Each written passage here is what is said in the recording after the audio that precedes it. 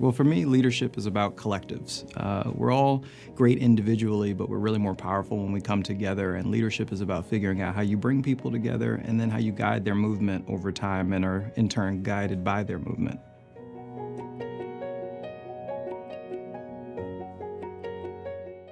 YLS is a really special place because there are really strong-willed people with a lot of divergent opinions, all aspiring to create a better world, I think.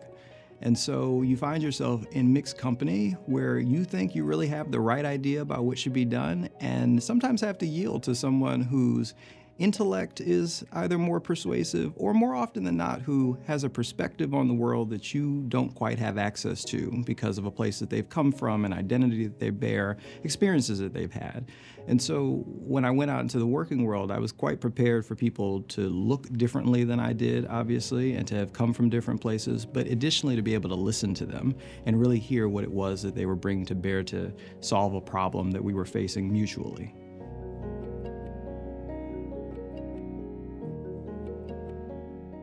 I always loved writing when I came in, before I'd come to Yale, and so I would have taken as many writing courses as possible. I would have been less constrained by the idea that there was a particular set of courses that you needed to take in a particular order, and just kind of let myself be drawn towards what it was that really inspired me.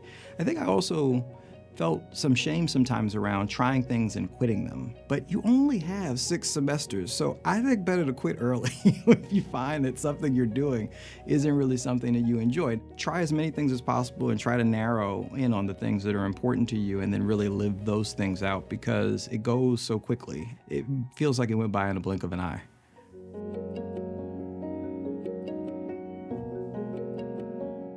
Founding the First Generation Professionals Group, we should say refounding actually, was one of the greatest moments of my time at YLS, in part because I had felt somewhat distant and alien from the place because what I really cared about was structural poverty. And you come to a place that is massively wealthy and seems entirely unfamiliar with that.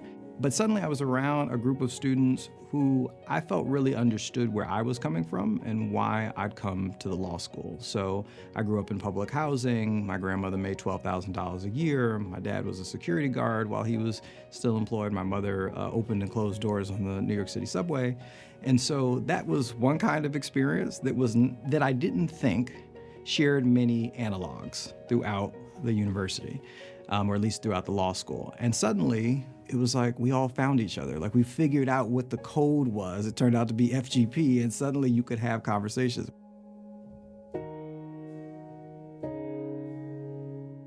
Being a young person in leadership at the Alliance for Justice was going to be a hurdle. I knew that. But I knew what was going to be a bigger hurdle was that I actually hadn't had a whole lot of management experience. But I thought, with regard to the staff, that they could be reasonably suspicious of me because I actually lacked experience managing a staff of that size, let alone a staff of that sort of level of complexity and with different programs. And so my first real challenge was to show up in a way that invited them to tell me what to do, which sounds like the opposite of leadership.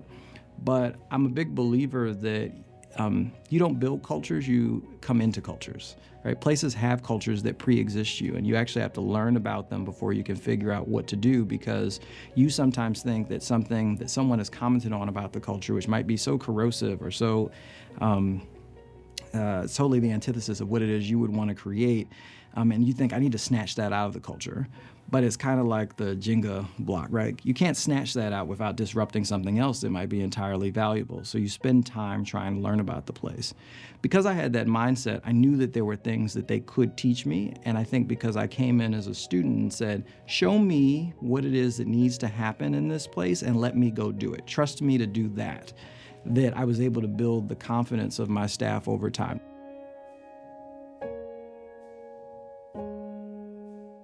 So the Alliance for Justice since the early 1980s has been active in talking with senators about the kinds of people who should serve on our federal judiciary. And core to that was both demographic diversity, racial diversity, ethnic diversity, but also experiential diversity. We were really of the belief that part of the reason that our systems were not producing equal outcomes for our citizens is because there were no environmental lawyers, no labor lawyers, no reproductive rights lawyers, very few civil rights lawyers. But our view was that that range of diversity in the legal profession is actually essential to the productive utility of the law to a society. We really pushed this administration. We've been pushing prior administrations, but we're successful now because of another graduate of this law school, Dana Remus, who committed to seeing that the diversity of our profession be reflected in the judiciary, to see the outcomes that we have today. And so current graduates are a lot luckier than I was. They were great people to clerk for when I was here, but now they're going to be really, really great people to clerk for who have different experiences, and they'll be able to see themselves walking in their shoes.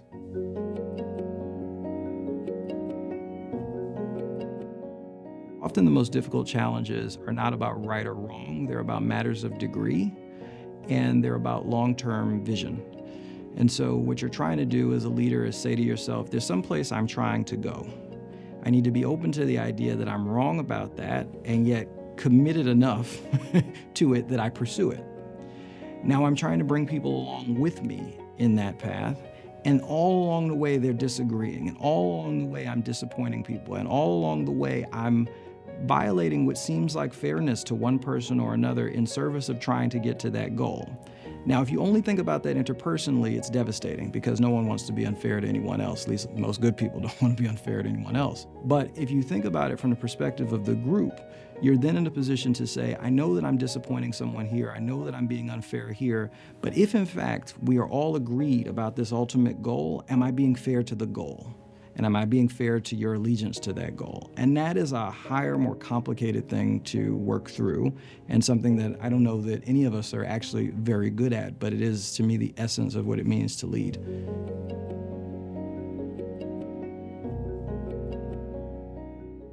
I think for most leaders, you feel like you found the right spot for yourself when you've built a team that you feel a tremendous amount of allegiance to, that it's really hard to break up with them. So for me, I think I've found the right place in that I've got a tremendous team of leaders around me who believe in the work as much as I do, believe in each other as much as I believe in them, and who really believe we can make a difference if we treat each other the right way.